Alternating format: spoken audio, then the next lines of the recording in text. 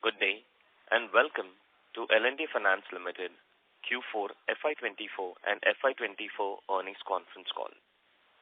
As a reminder, all participant lines will be in the listen-only mode, and there will be an opportunity for you to ask questions after the presentation concludes.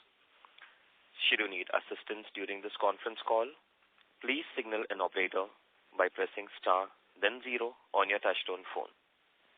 Please note that this conference is being recorded. We have with us today Mr. Sudipta Roy, Managing Director and CEO, Mr. Sachin Joshi, CFO, and Mr. Achu Dorti, COO, and other members of the senior management team. Before we proceed, as a standard disclaimer, no unpublished price-sensitive information will be shared during the conference call. Only publicly available documents will be referred to for discussion during interaction in the call. While all efforts would be made to ensure that no unpublished price-sensitive information will be shared, in case of any inadvertent disclosure, the same would, in any case, form part of the recording of the call. Further, some of the statements made on today's call may be forward-looking in nature. A note to this effect is provided in the Q4 results presentation sent to all of you earlier. I would now like to invite Mr. Sudipta Roy to share his thoughts on the company's performance and the strategy of the company going forward. Thank you, and over to you, sir.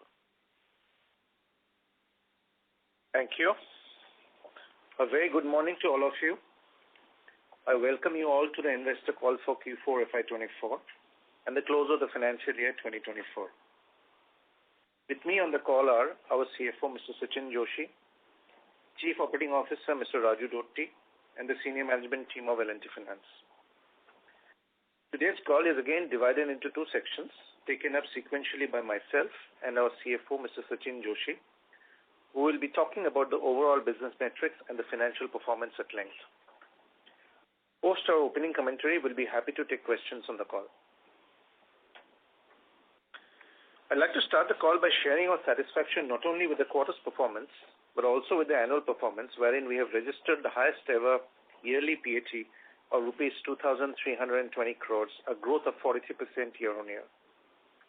Moreover, we maintained a strong trajectory in our quarter four disbursements, ending with an overall disbursement growth of 33% year-on-year and 4% sequentially over the Q3 festive quarter.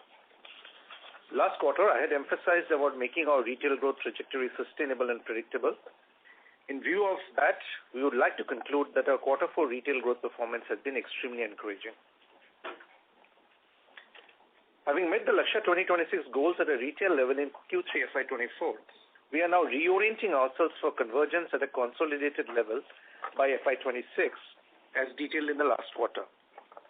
Accordingly, the new Lakshya targets for Lakshya 2026 are as follows. Retailization at 95%, against which we are at 94% in Q4 FY24. Retail book growth to be maintained at greater than 25% CAGR. In Q4 FY24, the growth stood at 31% year-on-year. While we have improved portfolio quality by sustaining retail GS3 and NS3 levels within the threshold levels, we have now tasked ourselves to converge Concall GS3 and NS3 below 3% and 1% respectively. The corresponding numbers stood at 3.15% and 0.79% at the end of FY24. On the ROA front, we are moving from tracking retail ROA to console ROA in the range of 2.8 to 3% as per our original Lakshya 2026 targets. Our consolidated quarter 4 FY24 ROA stood at 2.19% and our annual FY24 ROA stood at 2.32% after an additional prudential provision about which I will talk in detail subsequently. It is important to note that before the prudential provisions, our unadjusted ROA for Q4 FY24 stood at 2.63% and for FY24 stood at 2.43%. I'd like to draw your attention to slide number 6 of the investor presentation, where this has been delineated in detail. I would now like to quickly run you through the key highlights of our performance in Q4 FY24 and for the full year FY24. Highest ever annual PAT of rupees 2,320 crores in FY24, a growth of 43% year-on-year. The unadjusted figure before the additional provincial provision stands at rupees 2,432 crore, a growth of 50% year-on-year. Highest ever annual retail disbursements of rupees 54,267 crore, a growth of 29% year-on-year. Highest ever quarterly retail disbursements of rupees 15,044 crores, a growth of 33% year-on-year. Well-tuned acquisition engines ensured that the quarter 4 disbursements exceeded that of the festive Q3 quarter. Retail book crossed the 80,000 crore milestone. It is currently at 80,037 crores, up 30% year-on-year. As shared in the last 2 quarterly updates, the 5-pillar strategy continues to be central to the roadmap to the future. The organization continues to granularly execute the 5-pillar strategy, details of which are available from slide number 11 of the investor presentation. Sustained focus towards improvement in credit parameters across businesses ensured Concall GS3 and NS3 coming down by 159 basis points to 3.15% and by 72 basis points to 0.79% respectively at the end of FY24. The provision coverage ratio currently stands at a comfortable 76%, up from 69% during the same period last year. The company continues to focus on strengthening IT and information security infrastructure, risk management and business controls, while building a strong compliance culture supported by a robust governance framework. I'd like to give you some flavor on the macroeconomic scenario and prospects of monsoons before proceeding on the 5 pillars of our execution strategy. As far as the global economy is concerned, growth forecasts for 2024 have been raised in recent months by multilateral organizations and rating agencies during Q4 FY24. It will, however, have to be seen how the troika of global indicators, which are the U.S. Treasury yield, the dollar index, and the Brent crude, which are now hovering at nearly 6 months high levels, and the geopolitical tensions in the Middle East evolve during the course of the year. The country's GDP growth rate for FY25 is projected to remain strong at 6.8%, aided by continued strength in domestic demand. Production indicators, especially in the non-agriculture sectors, posted a strong growth during Q4 FY24, led by the strongest manufacturing output in nearly 3.5 years. However, pockets of concern remain around the unevenness in consumption and in recovery during Q4 FY24. As far as premium consumption demand in the economy is concerned, it continued to remain strong in Q4, but demand for goods and services of mass consumption remains subdued. On the inflation front, retail inflation dropped from 6.42% in Q2 to 5.01% in Q4 on the back of a significant drop in core inflation aided by a tighter monetary policy. However, food inflation continues to remain sticky and will have to be monitored. On the monsoon front, IMD has predicted a high probability, 61%, of above normal southwest monsoon rains in 2024, with La Nina conditions likely to develop during August and September 24. Some areas in northeast, east, and northwest are likely to receive below normal rainfall. The timely arrival and temporal and spatial distribution of monsoon rainfall will have to be closely monitored, especially given the backdrop of precarious water reserves in the southern and western regions. The ongoing weakness in rural demand is likely to spill over to H1 FY25 due to the probability of uneven monsoonal rains and decline in crop output in FY24 as per ICRA. Urban consumption is projected to remain upbeat in FY25, though uneven. To conclude, a few challenges still persist in the NBFC sector in FY25, namely access to funding at competitive rates, tight liquidity conditions, and the higher for longer global policy rate regime and elevated competitive pressure, especially from other competitors in the market. We will continue to keep a close watch on emerging scenarios across products and customer segments to shape our policies and chart out the future course of action accordingly. As I mentioned earlier, I would now like to dive deeper into what we call the 5 pillars of execution, which will help us in creating a sustainable and predictable retail franchise. First is customer acquisition. As I mentioned in the last call, we have started executing on deepening the customer acquisition funnel both horizontally, which means greater geographical coverage, as well as vertically, which means greater counter share at dealer points. For instance, the number of new villages or the zero disbursement villages activated for the rural group loans in MFI stood at 21,524 in Q4 FY24, which is a sequential increase of 66%.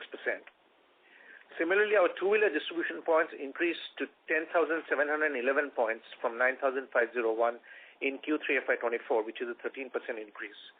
This granular distribution surface area increase has actually enabled us to maintain the two-wheeler disbursement momentum in Q4 FY24 as against the peak festive quarter in Q3. We have given out details for all relevant lines of business in slide number 12 and 13 of the investor presentation. Sharpening credit underwriting. Building the next generation credit underwriting models has been one of the most important focus areas for L&T Finance. The work on the next generation digital credit engine has progressed at a satisfactory pace, and we expect the beta version to be deployed in production towards the latter part of Q1 FY25. This in-house proprietary risk engine would underwrite customers on a multi-dimensional axis while ingesting bureau, account aggregator, and alternate trust signals at scale using ML-based ensemble scorecards built after extensive analysis and overlay of historical credit performance data on all axes. The initial backtesting of credit performance data and on the efficacy of the models has been extremely encouraging. We are confident that this engine would significantly add to the underwriting depth of L&T Finance and help create a deeper moat in our fulcrum businesses. Futuristic digital architecture. We are committed to becoming one of the preeminent technology-driven lenders in the country. Our technology efforts are divided on 4 quadrants, namely designing superior customer experience, digital process engineering, augmenting IT infrastructure, and strengthening information security. In the last quarter, we improved on the digital journeys of our personal loans, home loans, and two-wheeler businesses. We migrated our SME business to Salesforce from our legacy platform, and our Break app, our in-house collections application, went live this quarter. We have started working on a revamped customer portal and the next generation of our Planet app, which has now crossed 9 million downloads.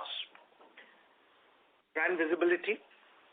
The objective of investment behind brand visibility augmentation is to capitalize on an already strong recall of the mother brand Larsen & Toubro and build customer mindshare for L&T Finance in our operating lines of business. We are hopeful that the increased brand awareness will lead to L&T Finance's products finding its way into the customer's consideration set and result in higher sales and customer retention. In the last quarter, we have invested in building visibility around high-traffic customer points like airports and in-flight advertising on the urban side and wall paintings and melas on the rural side. During the quarter, we also have launched our Sonic Identity for better subliminal brand association and recall. Those on the call would recall that the holding tune that you heard is our new Sonic Identity that we have launched recently. You will see widespread use of this Sonic Identity and various upcoming versions of it, both internally for the people within the organization as well as externally for existing and prospective customers. We'll be launching integrated marketing campaigns for some of our focus product in the coming months, and they will be visible in the market soon. In terms of capability building, we have strengthened the LTF leadership in critical functions in the last quarter, and we have created a strong advisory framework. We have inducted leaders with significant experience in their respective domains with a track record of successful results delivery. To sharpen the focus of the organization on technology and data-driven business delivery with a sharper consumer recall, we created and filled the positions of Chief Digital Officer, Chief AI and Data Officer, and Chief Marketing Officer with senior veterans. In order to strengthen the advisory framework in critical areas, we have onboarded seasoned industry professionals with successful track records to add firepower to our teams. Please refer to the slide number 20 in the investor presentation for their detailed profiles. Now I would like to give you an update on the wholesale business and the related investments in security receipts with ARCs. As many of you will recall, since the launch of the Lakshya 2026 strategy in April 2022, the board, in order to pivot towards retailization, had in Q3 FY23 decided to change the business model in wholesale to enable an accelerated transformation. The wholesale assets were reclassified from amortized cost to fair value through profit and loss. In line with this, a fair valuation of the wholesale assets was conducted by an independent valuer. Given a shift to the accelerated sell-down of the wholesale book, it was envisaged that certain illiquidity discounts were to be given to potential buyers during the sell-down process. To give effect to this, the wholesale book was fair valued down by rupees 2,687 crores in Q3 FY23. Apropos to the above, I am pleased to share that the company was able to sell down, reduce the on-book wholesale portfolio successfully from rupees 38,058 crores at the end of Q2 FY23 to rupees 5,528 crores by the end of Q4 FY24. This has resulted in a decisive reduction in wholesale assets by rupees 32,530 crores, thereby bringing down the wholesale as a percentage portfolio from 42% in Q2 FY23 to 6% by the end of Q4 FY24. Now with the on-book wholesale portfolio reduced to substantially low levels of rupees 5,500 crores through sell-down and repayments, or rupees 1,821 crores in Q4 FY24, the fair valuation exercise as on 31st March 2024 yielded a release of rupees 546 crores. As an additional information, we are pleased to share that the on-book wholesale portfolio has further reduced to rupees 4,400 crores on account of further repayments subsequent to March 31, 2024. As of March 31, 2024, we are carrying investments worth rupees 7,500 crores approximately in the form of security receipts of various asset reconstruction companies. As you are aware, this represents loans we have transferred to ARCs to expedite resolution. This pertains to exposures in real estate, infrastructure, etc. Owing to improved macroeconomic conditions in India, and specifically in the case of realty, increased buoyancy in the commercial and residential real estate sector, resolution pathways of various assets in our SR portfolio are now visible. We are also seized of the fact that such resolution processes carry a possible sequencing risk wherein accounting markdowns of NAVs of certain security receipts may be required temporarily before reckoning higher realizations from other project assets, resulting in a net gain for LTF. To minimize the possibility of the above variations on a quarter-on-quarter basis arising out of this sequence risk, the company has created additional prudential provisions of rupees 721 crores, comprising of rupees 546 crores released on account of fair value changes in the wholesale loan book, and an incremental amount of rupees 175 crores created through P&L. This additional provision of rupees 21 crore would take the overall PCR on the net EAD value of the SR portfolio sold to ARCs to 55% post this exercise. The provisions created during the quarter of rupees 721 crore constitute approximately 10% of the net carrying value at fair value of the SR portfolio investments in the books of account as of March 31, 2024, of rupees 7,500 crores before taking this provision. We are confident that LTF over the next few years would eventually collect a surplus over and above the net SR carrying value in the books today. With the wholesale book coming down to a negligible level of 6%, the management would now focus on growing the retail book as well as engage with the ARCs for expeditious resolution of the SR book. Thus, we are confident of replicating the success of reduction in our wholesale book to our SR portfolio without any further markdowns. In fact, our team is hopeful of achieving a surplus in this regard. Finally, I would like to talk about ESG at L&T Finance. The company has worked extensively in this area over the last few years. During FY24, our ESG ratings saw an improvement from BBB to A from MCSI and moved on from the previously B management category to a A- leadership category with CDP. We hope to continuously improve our performance in this domain as a responsible corporate citizen. Now I hand over to Mr. Sachin Joshi, who will take you through the financial updates for the quarter. Thank you, Sudipta. As always, let me walk you through the financial performance of the company for the quarter and year gone by. Consolidated NIM plus P remains strong at 11.25%, owing to change in the portfolio mix to retail and weighted average cost remaining stable on a sequential basis on account of astute liability management. We have had highest ever quarterly retail disbursements of 15,044 crores, which were up 33% year-on-year, and this was achieved in a non-festive quarter. Retail book crossed 80,000 crores milestone, up 31% YOY, buoyed by the increased demand for both rural and urban segments alike. Our consolidated PAT at 554 crores was up 11% YOY. Consolidated return on assets was at 2.19%, up 29 bips YOY. And finally, consolidated ROE at 9.53%, up 16 basis points YOY. As far as annual performance is concerned, consolidated PAT stood at 2,320 crores, up 43% year-on-year. Consolidated NIM plus P remained strong at 10.67%. We have again had highest ever annual retail disbursements totaling to 54,267 crores. This was up 29% year-on-year. Consolidated return on assets at 2.32%, up 79 basis points year-on-year, and consolidated ROE at 10.35%, up 256 basis points year-on-year. Now talking about retail businesses, first let me start with rural business finance. The business registered a highest ever quarterly disbursements of 5,768 crores. This was up 31% year-on-year, along with the highest ever annual disbursements, which stood at 21,500 crores approximately, up 27% year-on-year. The rural business finance book crossed 24,000 crore milestone in this quarter. We also achieved the highest ever monthly disbursement of 2,124 crores in the month of March 24, with 33% business volumes coming from L&T Finance exclusive customers.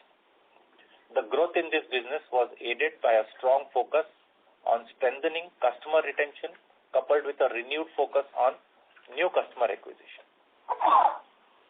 In case of farmer finance, disbursement stood at 1,530 crores in Q4 FY24.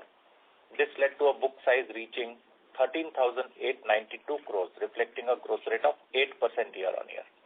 A strong business momentum was maintained in this segment during the year, despite a degrowth witnessed in the industry. As far as urban finance is concerned, this segment, which comprises of two-wheeler, personal loan, home loans, loan against property businesses, saw a 32% year-on-year jump in overall quarterly disbursements and a 22% year-on-year jump in overall annual disbursements. As a result, the overall book size increased from 27,841 crores in Q4 FY23 to 36,089 crores in Q4 FY24. This translated into a growth of 30% year-on-year. Let me now take you through individual businesses. The first is two-wheeler business. Two-wheeler business registered disbursements of 2,502 crores in the quarter, which is almost equal to disbursements made in a festive quarter. So previous quarter we had done disbursements of 2,540 crores. The disbursements were up 45% from 1,727 crores in the same quarter last year. The growth for the segment was additionally driven by geographic penetration, maintaining a strong focus on customer value proposition and building preferred dealer/OEM relationships to grow the market share. The book size crossed 11,000 crore milestone. We actually closed at 11,205 crores, which was increase of 25% YOY. Additionally, the focus remained on continuously increasing the prime as well as EV segment, owing to deepening and new tie-ups with leading industry players. Talking about personal loans, this business witnessed disbursements of rupees 968 crores. In Q4 FY23, the corresponding number was 1,322 crores. The book size as of at the end of this quarter stood at 6,440 crores, an increase of 18% YOY. Growth was a bit calibrated in this business, driven by a well-thought-out strategy of revamping policies as well as risk guardrails. Moving on to retail housing, it achieved the highest ever quarterly disbursements at rupees 2,513 crores, which was up 70% year-on-year. Previous quarter, in fact, we were just below 2,000 crores. The book size crossed 18,000 crore milestone, an increase of 38% year-on-year. We also hit a monthly disbursement milestone of rupees 1,000 crores in March. We sustained business momentum in the business through strategic measures like deepening geographic presence, solid DSA and channel partnerships, as well as increasing customer retention. With regard to SME finance, our quarter 4 FY24 disbursement stood at 1,213 crores. The month of March also registered highest ever disbursement of 458 crores. The book is inching towards 4,000 crore milestone very quickly. We are at 3,905 crores as of 31st March. Strong growth in business volumes, aided by geographic expansion, deepening channel partnerships, and focus on providing superior value to our customers. Let me now hand over the call back to Sudipta to make his closing comments. Thank you, Sachin. In conclusion, I would like to say that we are optimistic about the potential that the company holds. We are making ourselves future ready by continuously upgrading our capabilities across all domains. Our core business franchise stands in best shape, which is evidenced by the numbers posted by us, along with the highest ever PAT on a year-on-year basis, full year basis. We have already started quarter 1 FY25 on a great note, and I'm confident that in FY25 our robust performance trajectory will continue. I thank you all for our patient hearing, and we now open the floor for questions. Thank you very much. We will now begin the question and answer session. Anyone who wishes to ask a question may press star and 1 on their touchtone telephone. If you wish to remove yourself from the question queue, you may press star and 2. Participants are requested to use handsets while asking a question. Ladies and gentlemen, we will wait for a moment while the question queue assembles. Participants, you may press star and 1 to ask a question. The first question is from the line of Digan Haria from GreenEdge Wealth. Please go ahead. Hi team. Congratulations for the good performance and good to see the top level team getting beefed up in different areas. So my questions are twofold. One is that this exercise of reevaluating the SRs and the provisions that we took on it. Will this keep on happening once a year or once a quarter? What will be the frequency of this exercise? So as of now, we have done it this quarter. And so as I said, because of the increased buoyancy in the real estate sector, resolution pathways of many of some of these assets in the SR portfolio is currently visible. And we'll keep on working on sort of during the year as well as the course of the next couple of years trying to resolve those assets. Though we will sort of obviously reevaluate in terms of the SR portfolio like with every passing quarter. But we believe that at the end of the resolution period, we should get a surplus. And the provision that we have taken against this should take care of any sequence risk. So the reason that we have taken the provisions is to address the sequence risk that might come as we work on the resolution process. And we do believe that that should be enough to sort of smoothen out any sort of quarterly variations in terms of NAV markdowns on the resolution process that might happen. One asset might get resolved this quarter, giving us slightly lower resolution, but the next asset that might get resolved the next quarter might give a higher resolution, resulting to overall surplus gain. So this process will continue, but what we are very, very confident about is that the provision that we have taken as of the exercise at this quarter is sufficient enough as far as the information available with us at this point in time to sort of smoothen out any sequence risk and protect the P&L from any variations that might rise on a quarter-on-quarter basis. All right. Thanks for this answer. My second question is on the credit cost that in FY24 we ended up with roughly 2,000 crores of credit cost on the retail portfolio. So you mentioned a few headwinds in terms of monsoons, which could probably be uneven. Then the consumption patterns, which are uneven. And for us at L&T Finance, we are more indexed to that part of the consumption, which is slightly more impacted. So do you see credit costs inching up for FY25? Maybe we were at an average of 2.5 to 3% credit cost for the last year. Will that go up? And another reason is that microfinance had 2 great years, and probably the normalization of credit cost in that business should also happen. So any guidance here would be really appreciated. Yeah. So Digant, I would urge the wider investor community to look at between slide 15 to 17. So 2 things. First and foremost thing, we have said as part of our 5-pillar strategy, our second pillar is improving our credit administration framework. And as you have said that we are building a new generation credit engine, which probably will sharpen our credit underwriting capacity. So that's the first thing. The second thing is that, our credit costs have been, our credit metrics have been pretty stable. And we are, especially on the urban side, especially in the high velocity businesses like two-wheelers, we're actually working on improving our credit metrics, which is balancing the portfolio with a right and optimum mix of new to credit customers as well as prime customers. If you see in slide 16 of our investor presentation, we have given the premium share of our two-wheeler originations have gone up by almost 9 percentage points this quarter, from 41% to 50%. So on one hand, we are trying to balance the portfolio acquisition to make it far sharper and cleaner and far more predictable from a credit standpoint. We're investing in building a next generation credit models, which will sort of bring our credit cost on a stable trajectory.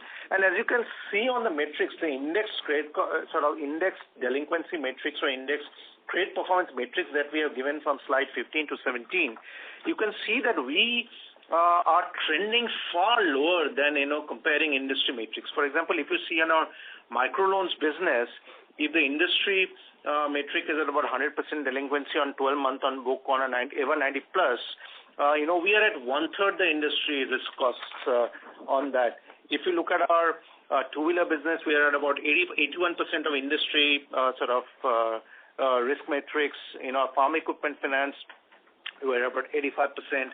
In a low lanes property, we are at about 50%. So on all lines of business, our credit metrics are much better than industry. But as an organization, we are focused on bringing it far down by, again, as I said, building the new age credit models as well as improving the through-the-door credit quality acquisition. So to answer your question, or to summarize what a little bit of a long-winded answer, is that we are working on keeping our credit costs on a downward trajectory, right? And we are hopeful that we should be able to achieve that even if, some of the environmental conditions might be a little uneven during the earlier part of the year. We are hopeful that by August and September, we'll have a normal monsoon. The indications are there. We have a normal monsoon. As you know, normal monsoons typically smoothen out credit kings to a large extent, especially in the rural economy. So we remain hopeful that normal monsoons also will aid us in improving our credit metrics going forward. Okay. Thanks, Vidya. Thanks for this. Digant, just wanted to add one more point. The credit cost in terms of trajectory you are referring to 2.4% that we have. I think it will be somewhere in the range of about 2.25 to 2.5. That's the internal plan. Secondly, on the rural business finance, the micro loan piece that you were speaking about, we had created macroprudential provisions of 975 crores, and we have earned during COVID times.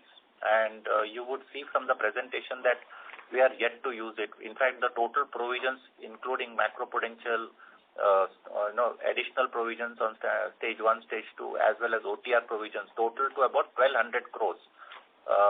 We have ensured that we have till date not utilized a single rupee out of that.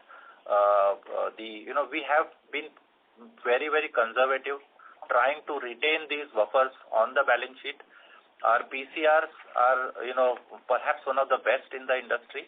We have a PCR of 76% on an aggregate basis, and when it comes to retail book, it's 79%.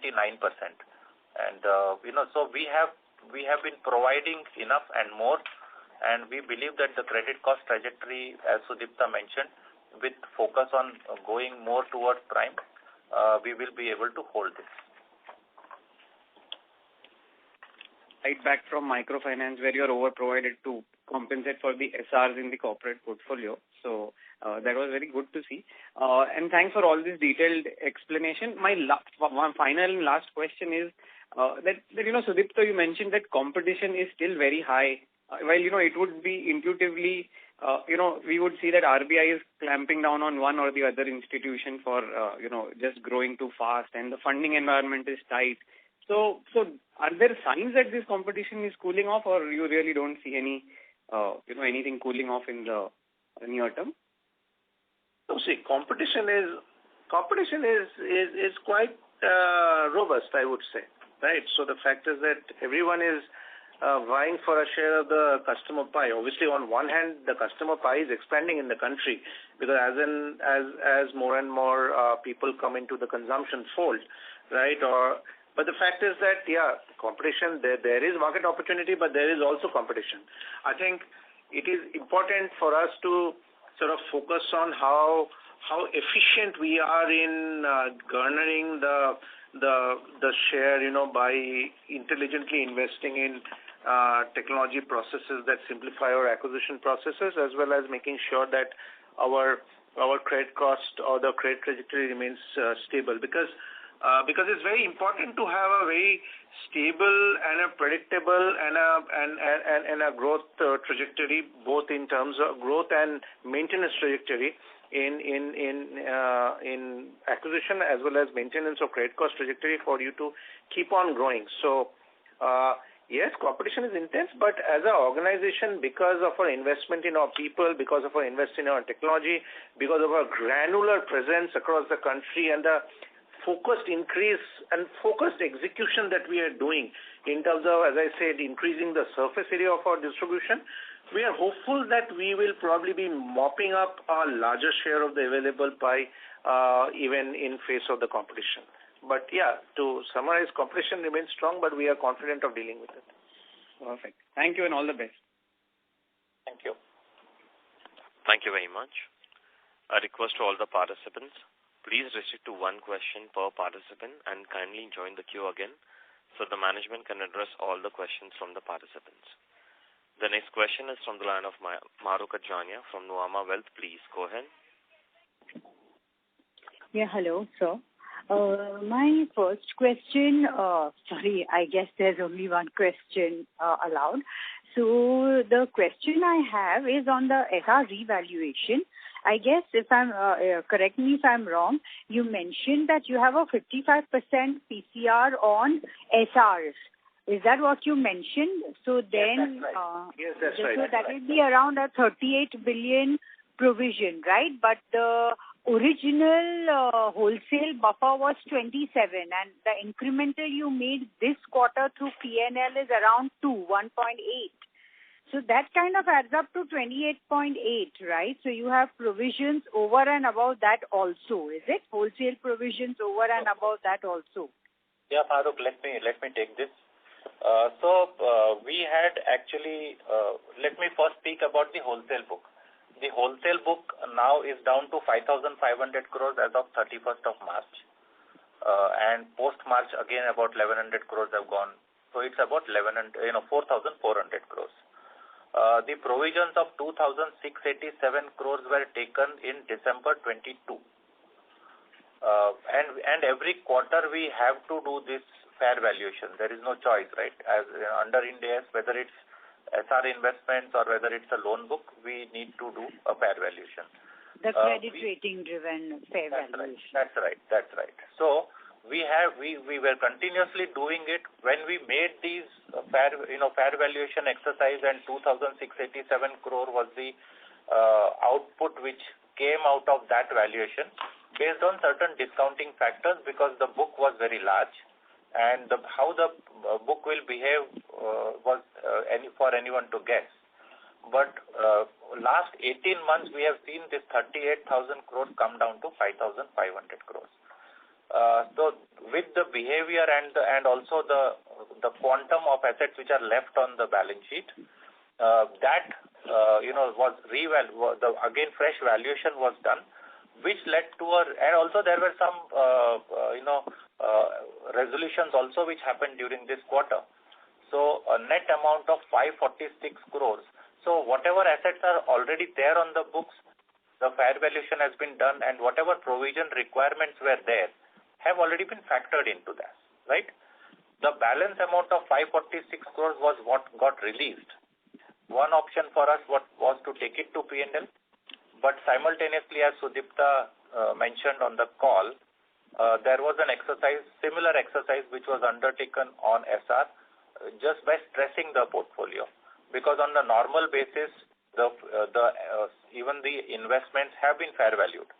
As he explained on the call, it was only the sequencing risk which was looked into just as at the time of stressing the SR investment portfolio, and that gave a requirement of 721 crores. Now, 721 crores was to be provided, and there was a 546 crore release which came from the loan book. The difference of 175 crores was the impact which we took on the P&L. So that's how the 721 crores has been accounted for.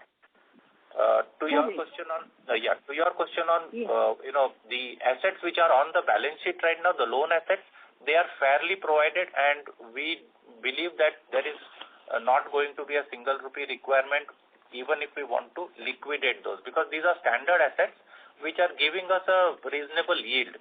So, unless there is interest in these assets from someone without any impact on the P&L, we would want to continue with this asset book. I hope this clarifies.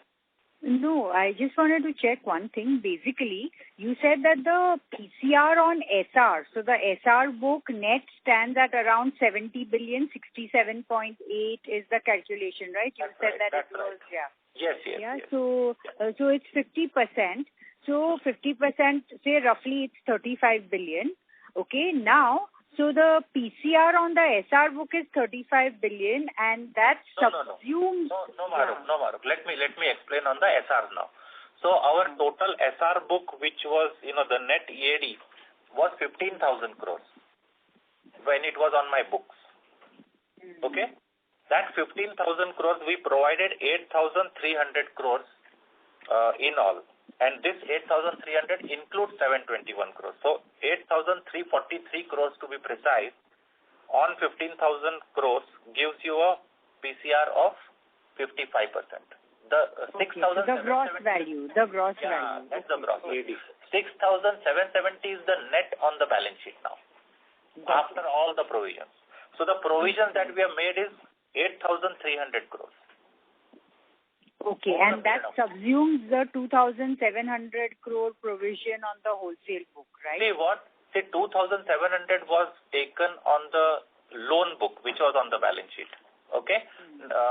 There were few assets where the provisions were taken, and few of them moved to the ARC. So yes, there could be part of 2,700 crores which would have been absorbed by these assets as well. Got it. Thanks a lot. Thank you. Thank you. Next question is from the line of Alok Srivastava from UBS. Please go ahead. Hi. So, Sudipta, I have one question. Alok, may I request you to speak a little louder, please? Hi. Can you hear me better now? Yes. Yeah. So, Sudipta, I have a question on the customer acquisition number that you have given, this 6.8 lakh that we have done during the quarter. So, how does it, divide between rural and urban? And within urban, what is driving this acquisition? Is it coming from aggregators or two-wheeler? Where most of the acquisition is coming from? Yeah, so in terms of customer acquisition, the fact is that, we have a couple of major engines of customer acquisition. Obviously, the first major engine of customer acquisition is our rural group loans and our microfinance business. And so in rural, because, the fact is that in farm business or tractor business, the numbers are not very large. So finally, the large numbers come from the rural group loans and microfinance business. And in urban, the main actually customer acquisition driver is our two-wheeler business.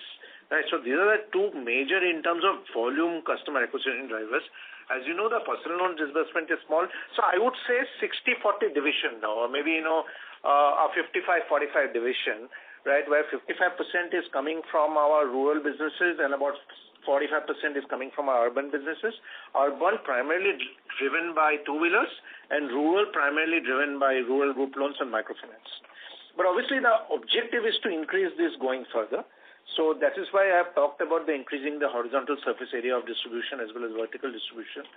So we are continually operating on and tracking on that. You saw that we go out of the number of approximately 21,000 new villages activated during this quarter, and our two-wheeler distribution points going up to greater than 10,000. So obviously the focus is on increasing, both horizontal and vertical distribution, and we intend to keep a focus on this metric as a very granular metric going forward. Okay, that's fair. If I can just follow up on that one. So on the urban side, Sudipta, maybe you don't have, that many products to do that vertical expansion right now. So what is the product strategy that you guys are thinking of going forward? Means, do you think you can do some co-branded credit card, consumer durable, those kind of products? See, I'll tell you the focus of the organization right now is to sharpen what we are doing. Right, so we will continue this strategy for the next couple of quarters. Right, as it is, on our two-wheeler business, our business. If you look at our distribution momentum in our two-wheeler business, is quite good. Right, and we increased the disbursement of our two-wheeler business significantly over what we did in Q2 FY24. And our Q4 disbursements of two-wheelers actually has been almost equal to our festive quarter disbursements. So as of now, for the next quarters, we'll focus on sharpening our existing line of business and building scale in our existing line of business. And after that, as and when the need may be, we will probably look at new products. Okay, got it. Thanks, Sudipta. Thanks. All the best. Thank you. Thank you. Next question is from the line of Avinash Singh from Emkay Global. Please go ahead. Yeah, hi. Thanks. A couple of questions. The first one is on your personal loan. If you can just help us clarify some breakup between what part is your own cross-selling to your own customers and how the trend over the quarters has been with the fintech partnership and any sort of delinquency trends in both your own cross-sell as well as the partnership. That's the first. And second one now, if we see your geographic expansion or other point of presence increase expansion continues in this backdrop and likely, from the current level growth will possibly moderate going into next year. How do you see sort of a cost-to-income ratio moving? Thanks. Yeah, so if I were to draw your attention to the slide 13 of our investor deck, where we have given our personal loans to existing customer number, and you can see that in quarter 2 FY24 we are about 47%, which have actually pushed to 60% in quarter 4 FY24. So to answer your question, 60% of our personal loans disbursement to our own existing customers, and the remaining is from channel originated due to originate customer, which is either through e-aggregators or, we have just started our DSA distribution model as well in personal loans in the last quarter. We will obviously, keep a very sharp eye on the credit quality of the portfolio that we do, and, we are, and I would like to put it on record that we as an organization are not into the small ticket personal loan space, right? We operate in the prime and near prime segments in this space, and we are very focused on the risk outcomes of this business, and also very focused on digitization and very effective cost of delivery of this business. So as of now, we are like trending to close to about last quarter. The business has seen a slight uptick over the numbers that we have posted in Q3 FY24. But going forward, as many of our fintech partnership engines come on stream, you will see you'll see a growth in numbers of disbursement of personal loans. But again, I would like to put on record that our focus remains majorly on doing personal loans to our own customers, as well as for new to customers, new to organization customers, focus more so on the salaried segments of personal loans, which we believe are of a far lower risk profile and more stable risk profile than maybe any other segments. So this is the first part of your question. The second part of your question was in terms of distribution. So in terms of distribution increase, we obviously are cognizant of the fact that the question is that India is a very large country, and even in businesses that are of significant size, like our microloans business or our two-wheeler business, there are reasonably large swaths of the country where we are still yet to build our distribution to scale. In some states we are number one or number two position. Some states we are not in those two positions. So obviously our focus is to increase distribution on those states or on those geographical areas where we are probably a little lower down the pecking order in terms of positioning. So our focus is on that. Our focus is to make sure that we in the two-wheeler business, at least we are present in about 85 to 90% of the distribution universe, and right now I would reckon that we are about 75 odd. So there is some distance to go in that.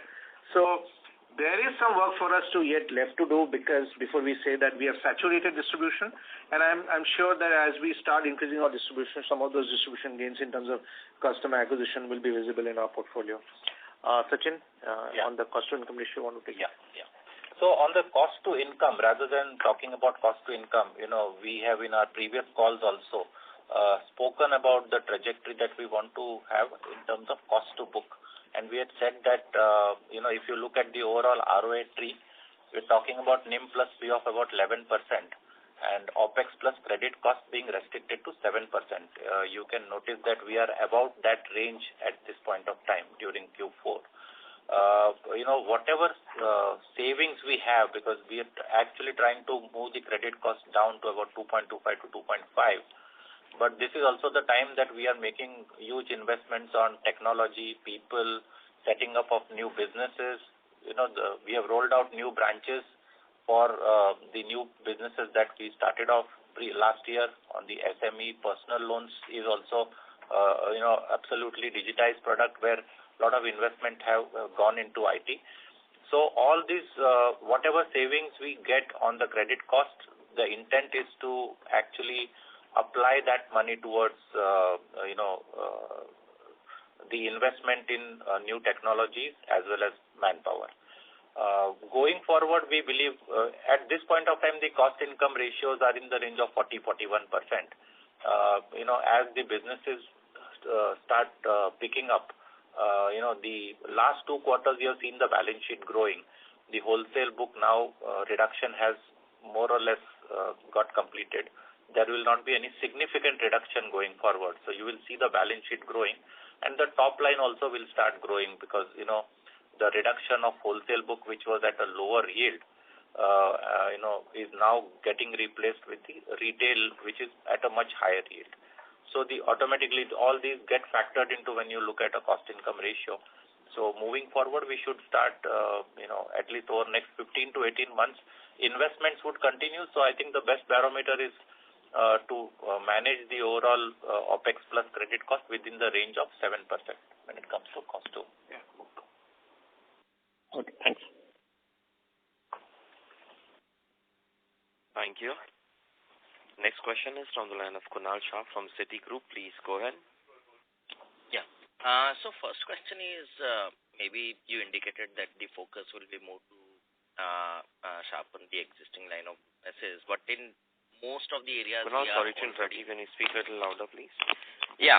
So we indicated that the focus is to sharpen the existing businesses. But when we look at Lakshya 2026, I think we are well ahead of the targets which are laid out. So maybe how should we look at it? Maybe would we want to maybe have a revised targets getting 6 months, 1 year down the line, or we would broadly stay with this and just improve the quality within this framework? So, Kunal, my answer to that question is that we would like to broadly stay within this framework, and the fact is that we would like to improve on the predictability earnings and our predictability of AUM growth, because as you know, we have articulated the 5-pillar strategy. We still remain in execution mode in the 5-pillar strategy. We believe that we have a long way to go in sort of fully executing the 5-pillar strategy. And as and when we execute the 5-pillar strategy, the gains from that execution will be visible in the business, either in terms of top-line growth, in terms of AUM growth, or in terms of bottom-line/credit cost parameters.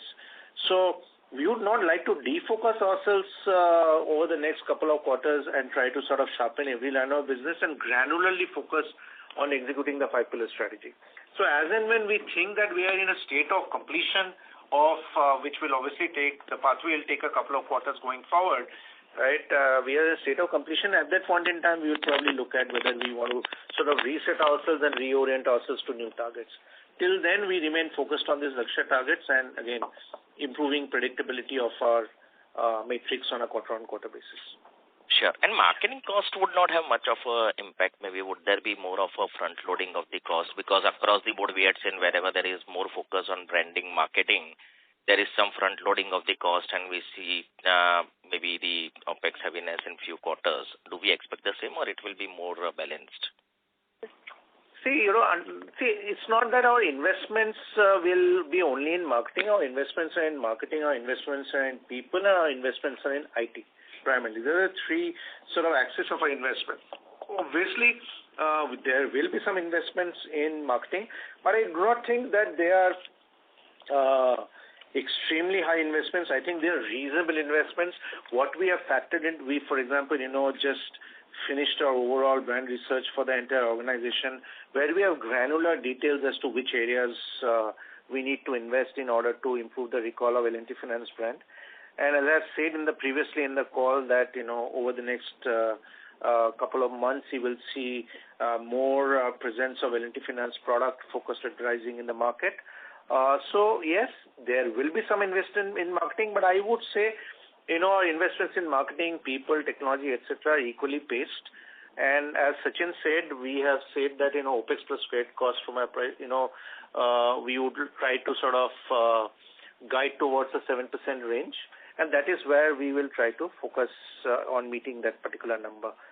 We do believe that our investments in marketing as well as building brand recall to make L&T Finance a preferred choice set in the mind of the customer will have to be sustained for a couple of quarters, post which we will look at sort of tempering that down and bringing it to far more normal levels. Okay, great. And just one clarification, this entire SR valuation exercise, that was more internal, independent, rather than anything coming in from the ARC valuation?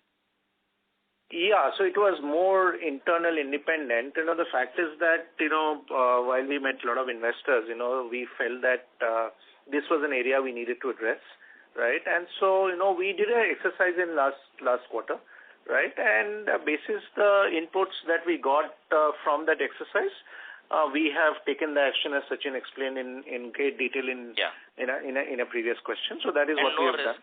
And no risk of reassessment on retail for sure.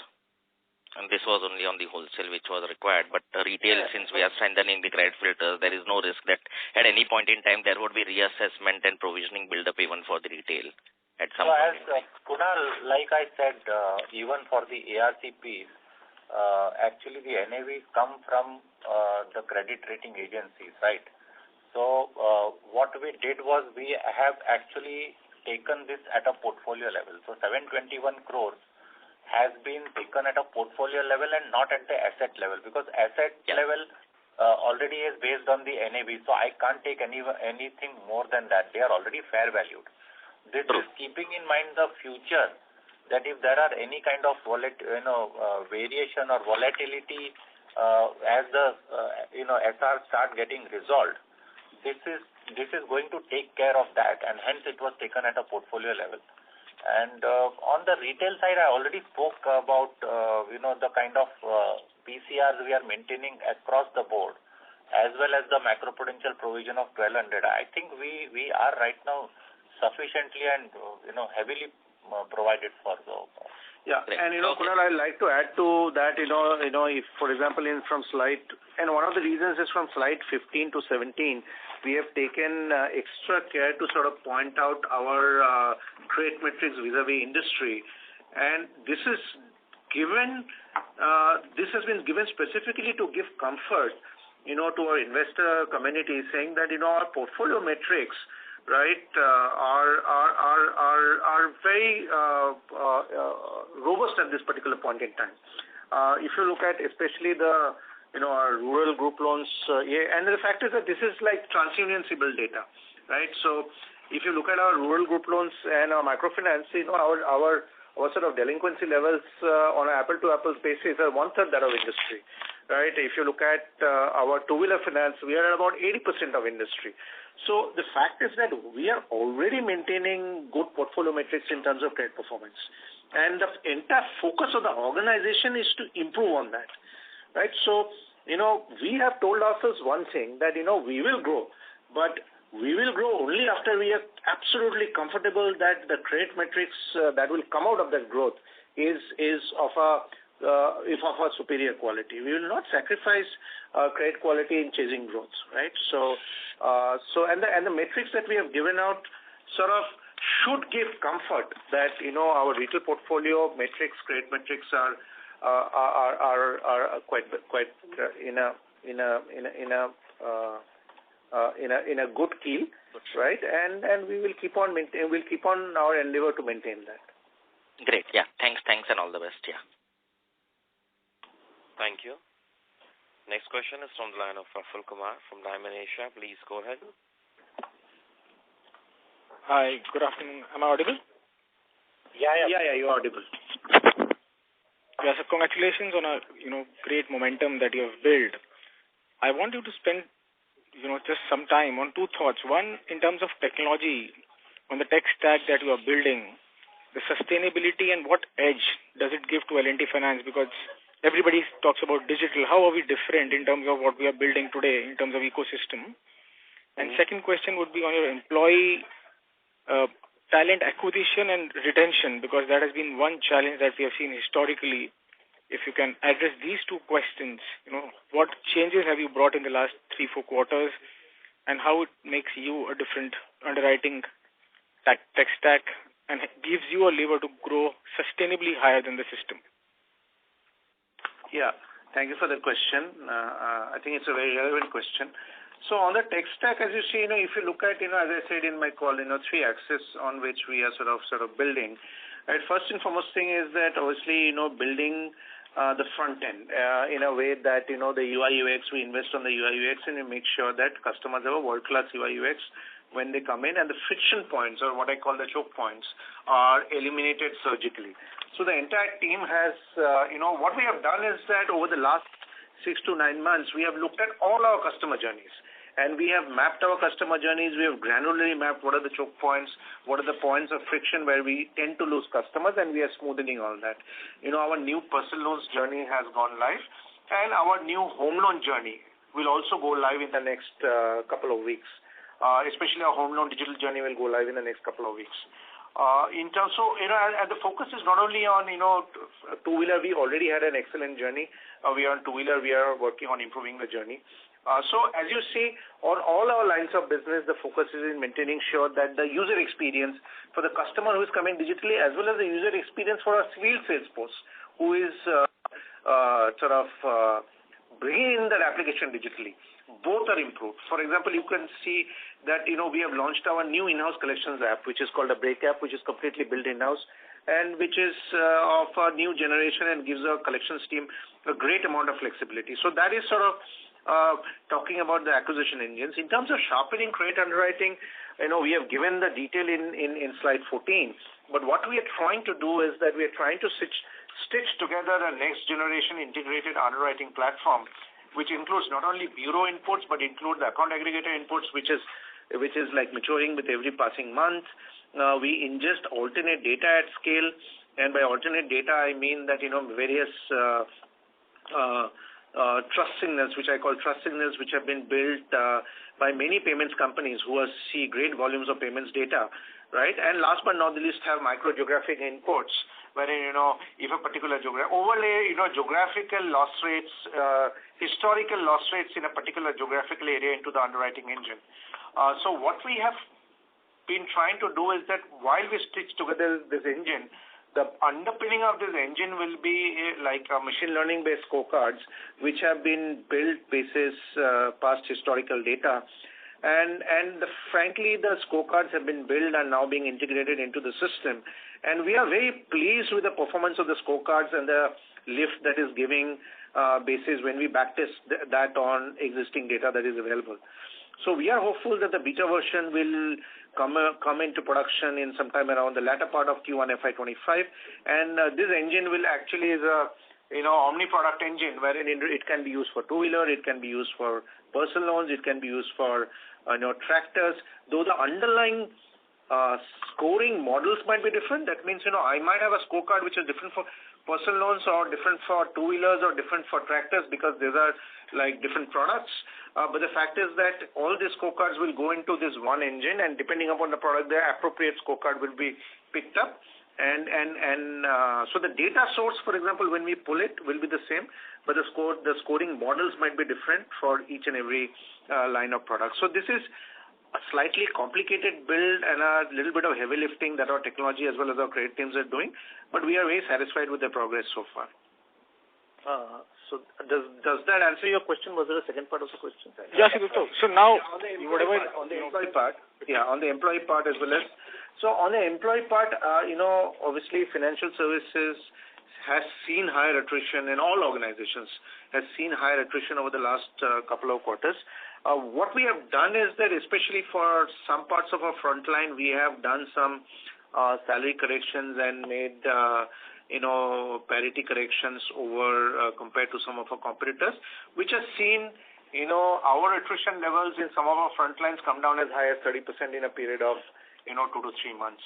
So in a way, we remain focused on doing that. Because also there are various Salesforce welfare measures that we are keeping on doing through our HR team, which have started doing it very, very granularly. Like, for example, in our microloans business, we do something called a role appreciation program, wherein when people join, we spend the first couple of days just taking them through the ropes of what their business needs are, and what the business requirements are, what they will be, and do's and don'ts and the best practices, which we have noticed is that helps us sort of bring down the initial sort of joining attrition that we see. So overall, the efforts are on, and the initial results that we have seen on some of these efforts is quite encouraging. We have also, for example, in microloans business, started canteen facilities for our microloans employees, wherein the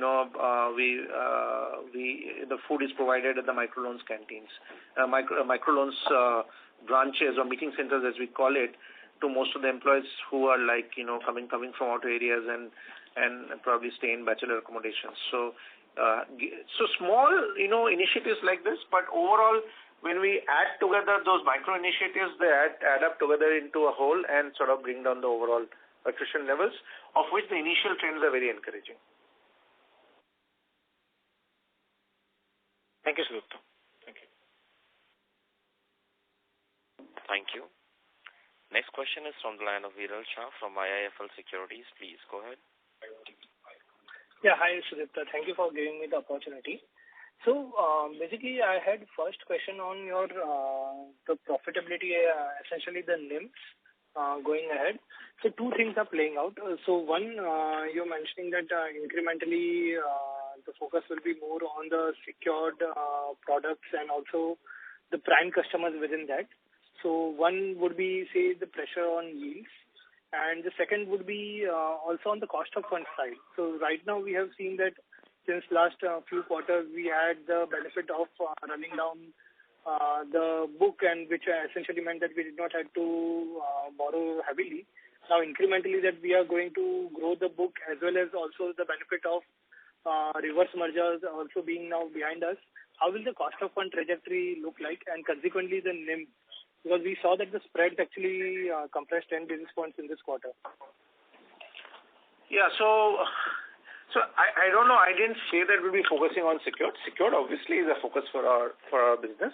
But the fact is that if you see, all our lines of business are doing well, right? And the fact is that high lines of our business like microloans, etc., has given has shown a very good growth trajectory. We'll be also growing personal loans, which is of a good yield. So obviously we will have to judiciously balance our secured origination vis-a-vis our unsecured origination, but we'll be mindful that we while during that process we keep a good balance and do not end up sort of disturbing the yield trajectory going forward. So we hope that we'll be able to keep our NIMs and fees between 11% to 11.25% sort of corridor in FY25. Obviously, the cost of funds trajectory is something that is dependent on the market condition, and given the sort of the initial expectations of a easing of the Fed rate is sort of less of a possibility now. A follow-up action by RBI also looks like a less of a possibility going forward. So we are more or less sort of given the certainty that the cost of funds regime that we are in probably will trend towards the majority part of the year, which might see to a 35 to 40 basis points increase in our cost of funds during the course of the year. But maybe Sachin, you would like to add to that? Yeah, I think if you have noticed this financial year we have kept it in the same corridor. About 34 basis points is the weighted average cost increase from 7.46 to 7.80. I think there is still some of the banks are yet to transfer the 250 basis point repo increase which was done by RBI, because certain loans come up for renewals only after completion of 1 year. So those are the ones which will impact. Secondly, even the capital adequacy requirements for banks have gone up for the NBFC financing. This also may come up for, the banks ultimately will have to pass it on. So these are 2-3 things apart from what Sudipta mentioned in terms of what may happen in the markets. RBI has been monitoring the liquidity pretty well. If you look at just last fortnight, we have seen that there was some liquidity which got created and the short-term funds were available. Actually the costs came down. So we will have to be very opportunistic. Our commercial paper exposures are today just 5%. We can, as per the ALM, go up to 15%. We have started seeing balance sheet growth from last quarter, and we will have the opportunity of increasing the commercial paper exposures slowly and steadily. We will not be very aggressive on that because we also have the benefit of financing the tractor and microloan books, which also qualify for PSL. So if you look at our overall borrowings, 20% of our borrowings are actually financed through the PSL loans, provided by banks, and these loans come in at a cost which is lower by at least 100 to 125 basis points. With whatever's happening on the Fed side, there was expectation of 2 to 3 rate cuts, which is slowly and steadily dimming. But this has also led to the borrowing through ECB route coming out to be more cheaper than domestic borrowings. So all these are opportunities which we will take. We have already 2 sanctions from Asian Development Bank and JICA. Apart from that, there are few other public sector banks with whom we have been in discussion. So ECB limit of 750 million is fully available to us. So we would want to diversify and also take opportunity to restart our retail bond issuances, which we used to successfully do pre-COVID. And smaller tickets, about 250 to 500 crore every quarter on tap, will ensure that we have monies which stick to our balance sheet. So this is broadly the strategy on the liability side. So just to actually follow up on both those points. So on first of all, cost of funds, Sachin. So basically, this means that the incremental cost of funds for you, while the back book is at 7.82%, it will be closer to around 8.15, 8.2%. Going ahead for the full year. Yeah. So that is based on the current situation. Naturally, if something dramatic happens, we will have to factor in. But as we speak, this is what our expectation is. Fair enough. And secondly, Sudipta, on your point on the yields, right? So in terms of the balancing of the secured, unsecured, I get it, right? But incrementally, you are saying that we are going to focus more on mortgages. B, within PL also the NTB customers more on the salaried side rather than the self-employed side, which is there already on the book on the yield. So how will we be able to expand the yields to offset this increase in cost of funds? See, the fact is that we have to look at risk-adjusted yields. So at the end of the day, because finally it's the risk-adjusted yield that flows into the P&L. So, it's not that we are saying that we will be, focusing only on mortgages. Mortgage is one of our focus products, but the other products will also have equivalent amounts of focus.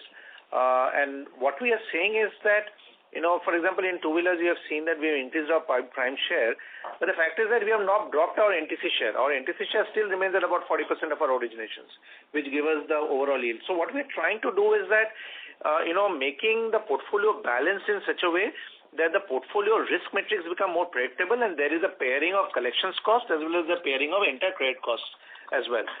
So though, especially on the prime segment, the yield might drop by a couple of basis points, when we actually administered in the field, but the attendant efficiencies that you can get in collections cost or the attendant efficiencies that you get in terms of the actual credit cost, because which obviously keeps the sort of the risk-adjusted yield overall at an even keel, or probably improves and ends up improving the risk-adjusted yield and makes the portfolio far, far more stable. So we are quite confident that whatever the current sort of NIM trajectory that we have guided for, which is between 11 to 11.25%, we will be able to reasonably track well within that, even though we might sort of marginally sort of tweak the composition of the through the segment acquisition as part of our strategy. Right. And lastly, on that, sorry, Sachin, you were saying something? Just to add, Viral,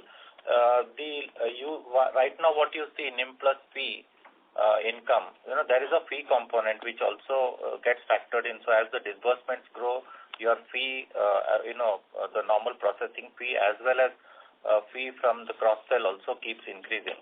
And these FY24 has been a year where you have seen the wholesale book slowly and steadily coming down every quarter. So next year that factor also will prevail. That yes, there will be some pressure when we move more towards prime, but it will be full retail portfolio that will be giving me those yields. So some of it will get compensated through the wholesale book coming down to levels of 4,400 crores as we speak, and the 80,000 crore retail balance sheet will actually give me much better yields compared to. One additional point of information I'd like to give is that as an organization, we received an insurance corporate agency license. So previously we could do insurance only at the point of origination. Now we'll be able to do insurance through the life cycle, and we are setting up an insurance team as well. So we are hopeful that also will give us a little more inflow of fees as well. Right, and just one last follow-up on that point only, Sudipta.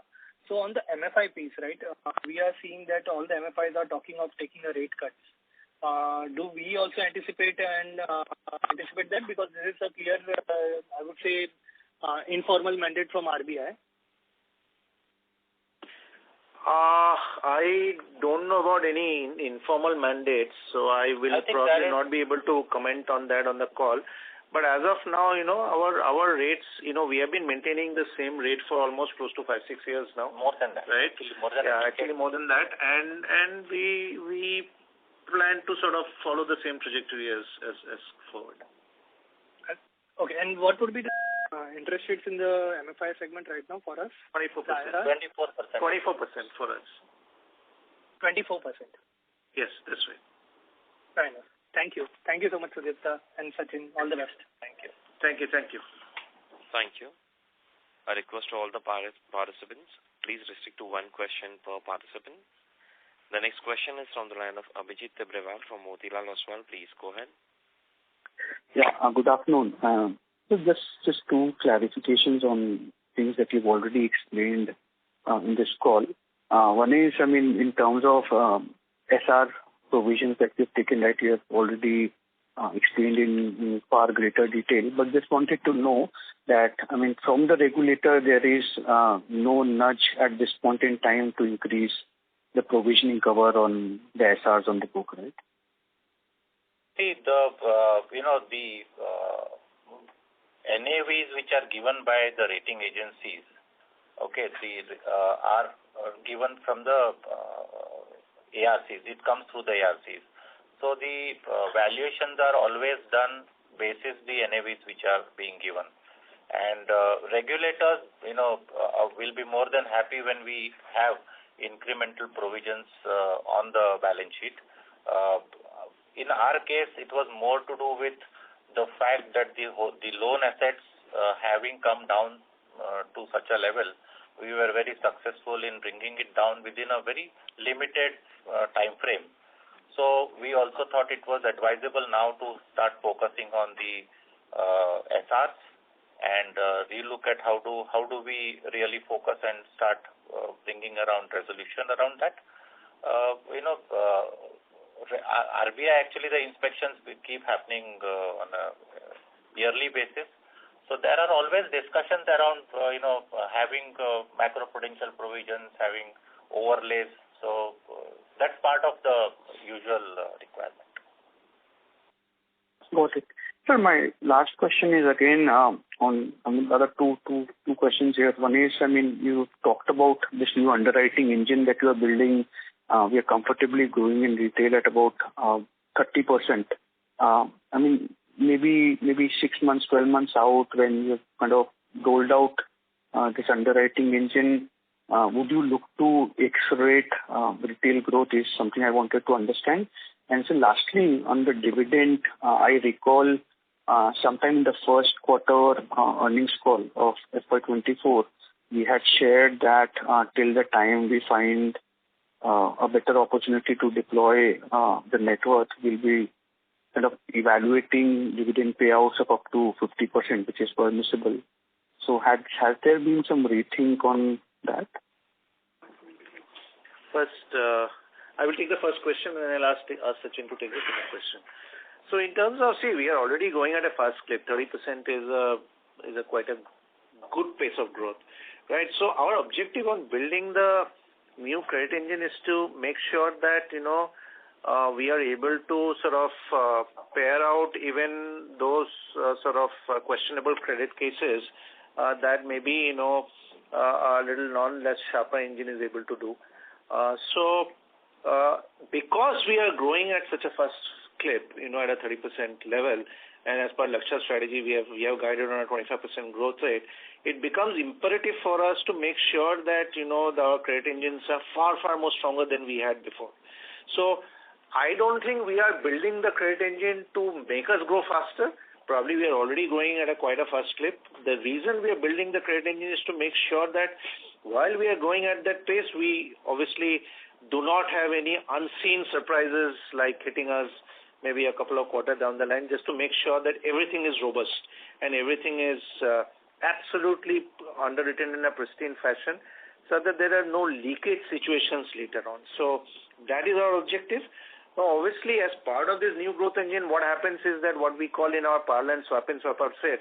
That means it helps you to swap in a set of customers you might have declined, and it helps you to swap out a set of customers which you might have approved. So the efficiency of increasing the swap in, swap out is also a objective of the new credit engine, and if you are able to do that, it actually improves the credit metrics by an order of magnitude. So that is the focus, right? So the focus is that while we are growing at that pace, just to make sure that everything is far more tighter and far more stronger. Yeah, with regard to dividend, as you are aware, last year we had declared and paid 20% dividend. This year, board has already recommended 25% dividend, which will have to be approved at the AGM. And if approved, then that will be paid. Our CRAR is pretty robust, but at the same time, against the Lakshya 26 plans of growing at 25% CAGR, you would have seen that over last 2 years we have been actually growing at 30% plus. So, retaining the capital on the balance sheet really is helpful, as well as RBI has come up with incremental capital requirements and all that. So, frankly, I think, a 20-25% dividend declaration is, pretty reasonable, is what the board felt, and hence they have recommended 25% for this financial year. Got it, sir. This is useful. Thank you and all the very best to you and your team. Thank you. Thank you. The next question is from the line of Shweta Daptardar from Elara Capital. Please go ahead. Thank you, sir, for the opportunity and congratulations on a good quarter. So you mentioned in your opening commentary about rural demand weakness spilling over and persisting. So then how do you perceive the microfinance business as on today? If you can throw contours in terms of ticket size, vintage of the borrower, center meetings versus industry levels. That's one. And just a follow-up question on SRs. So while you mentioned 2,600 odd crores of provisions on the existing book, not on the SRs, on the existing on balance sheet infra book. So is this because for the haircut discount that we are taking, or you're perceiving any underlying risk even on the on book infra portfolio? Thank you. Okay, so I'll take the first question and I will ask Sachin to take the second question. So a lot of details have been given actually in slide 15 of the investor presentation, where we are given borrower vintage and our ticket sizes per borrower vintage. So with regards to unevenness in rural demand, that comment was far more on a farm segment, which is basically tractors, because of the unevenness in rainfall and because of the lowered water tables all across the country. Tractor demand has been sluggish, OEM shipments have been sluggish, and the entire industry has degrown, right? And see, the MFI industry currently it's operating on a 30% growth rate, and the fact is that even if it tempers down slightly by a couple of percentage points, even it's a good growth rate. In fact, for us, this year has been good primarily because as I said, one way you can tackle uneven consumer demand also is to increase your surface area of distribution, and that is what we have been trying to do, as well as increase the the depth of your distribution, wherein we have tried to see that many of our credit season customers, right, we have to try to see whether we can cross sell at a better efficiency. So we have been able to do both that. We've been able to do cross sell at a greater efficiency, as well as we have been able to increase the surface area of distribution, which has actually helped us to hold our distribution in the MFI segment. As of now, as I said in my call, Q1 FY25 also, which is basically the month of April, also looks to have started reasonably well. And we are hopeful that as rains come, both the farm business, which is basically primarily the tractor business, the trajectory of that business will improve. And we are also very hopeful that the rural economy will perk up from at current levels and lead to good robust demand generation throughout the year. Obviously, the wild card here is the monsoons, and given the current forecast right now, monsoons are expected to be normal to near normal, though with a little bit of a delayed onset. So we have to keep our fingers crossed on that. Sachin, would you like to take this? Yeah. So the provisions that were taken earlier, the 2,687 crores was on the 38,000 crore book, and at that point of time we had communicated that this was more of an illiquidity discount, because the intent was to accelerate the sell down, and if you have to accelerate sell down, of such a large book, then naturally the expectation of the buyers would be that they would get a discount to acquire a asset or a portfolio which is more long term in nature. About the most of these infra and real estate assets were in the range of anywhere between 5 to 10 years, and if we have to sell these within a limited time frame, to take care of these expectations of these investors, we or the buyers, we thought it was prudent to get a valuation done wherein the asset by asset, individual asset, the segment to which that asset belonged, the promoter group to which that asset belonged, all these factors were taken into account before the valuer arrived at a value at which it could be sold. Now, naturally, that was only a estimate which was done, and as we started selling them, we realized that there were some assets which got sold at below the NAV, some assets which got sold above the NAV, and some at par. Now, once this exercise was undertaken, on the same lines, the SR investments that we have today are again in the same space. There are various projects which are in different stages of resolution. Some will be in NCLT, some will be trying to resolve with the promoters. So because of this, as Sudipta mentioned, the issue came up of sequencing risk. So which asset will get resolved earlier and which will get resolved later is very difficult to really decide, and hence we thought it would be good to get an assessment done basis which, if there is any risk of having an impact coming to P&L, we should do this stress testing and sort of create a provision at a portfolio level, which helps us in then focusing on the retail side, because this is a quarter-on-quarter feature. The valuations will be done as required by the regulators. So a sort of stress testing resulted in this requirement, which has been factored in the 721 crores provision. And I'd like to add to what Sachin said. The fact is that because of the increased buoyancy in the real estate sector, both in commercial and residential real estate, land values have gone across the country. A project which was started maybe 5 years back, the residential real estate rates have gone in that particular area. And the fact is that now we see that several resolution pathways have suddenly emerged. And we can see that pretty visible to us, and our teams are working on those resolution pathways. So we just wanted to protect our sort of quarter-on-quarter performance from any variations rising out of the sequence risk. And that is why, as a prudential measure, we have taken this 721 crores just to give peace of my mind to sort of against any of the sequencing risk arise. Because what we want to do as an organization is that we want to focus on growing the retail. As you know, our retail engines are firing very well. You have seen that our quarter 4 disbursements have been better than our quarter 3 disbursements, which is the festive quarter, which is also a testament to the fact that the retail engines have been fine-tuned. The retail engines have come together as a cohesive whole.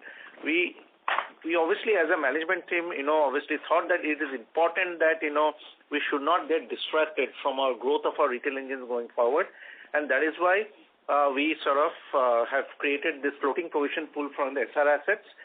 As an organization, we believe that at the end of the day, as and when these SR pools go towards resolution, LTFS will actually probably end up gaining a significant surplus over whatever the carrying value or the fair value of those SR assets are. But this resolution process will take anywhere between 4 to 5 years, right? Because they are, real estate assets and they have an execution time frame. In the interim, this 721 crores is just provided to take care of any of the sequencing risk and help us sort of focus on retailizing L&T Finance. We see that we are already at 94% retail. Obviously, we will be moving towards 100% retail, and the transformation agenda should not be distracted at any cost. So that is our core agenda. Thank you, sir, for the elaborate explanation. Congratulations again on the commendable job. Thank you. Thank you. Thank you. Next question is from the line of Nischint Chawade from Kotak Institutional Equities. Please go ahead. Yeah, just one clarification. You have provisions on SR of around 720 odd crores. You have retail ECL on balance sheet of around 3,500 crores. And you have provisions on the wholesale book of around 2,100 crores. So all of this adds up to around 6,300 crores of provisions on the balance sheet. Is my math right?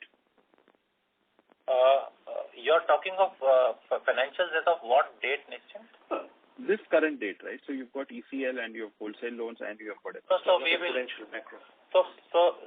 Like I mentioned, the overall provisions which have been taken, we will actually, the financials will get released shortly.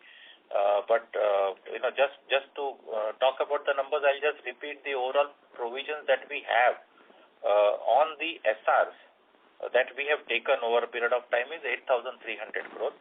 And today the value of these SRs on the balance sheet is 6,770 crores, which is after incorporating the 721 crores. No, I understood, but the balance amount other than 720 is a markdown, right? So 720 I'm just saying that if I look at the pure provision, it's 720. On the retail book is 3,500. On the wholesale book is 2,100. The retail book is what retail book?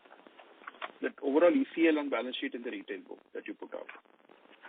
Okay. 3,531 is what you're talking about. On the book. And that this is on the book. Yeah, and wholesale is 2,100, which you mentioned anyway in the call right now. So, see, 2,687 crores was taken and that was factored in the fair valuation. We can come offline and in fact share the numbers with you, Nischint, on these. Sure. Because there is the whole retail portfolio and there is wholesale loan assets plus there is wholesale investments. Got it. Just one last one on the retail. On the consumer side, personal loan side. If we have seen some sort of a sluggishness over the last 2 quarters, that largely reflects slowdown in kind of digital origination, or have you slowed down the No. See, our personal loans origination is completely digital. We have just started a little bit of DSA this quarter. So as on till date, it was completely digital. What we did was that because obviously there was an entire overhang on the entire unsecured, especially on personal loans. What we did was that we took up our risk guardrails and also we were implementing some of our digital pathway changes.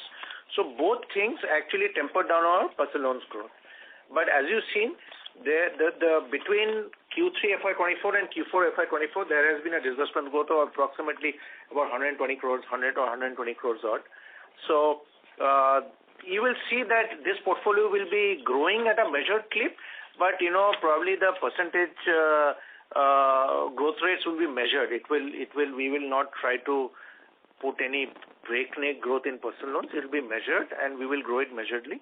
And you will see guidances from us and performance commentary from us in the next couple of quarters on this. Sure. And when you say measure, it's faster than the overall company growth or slower?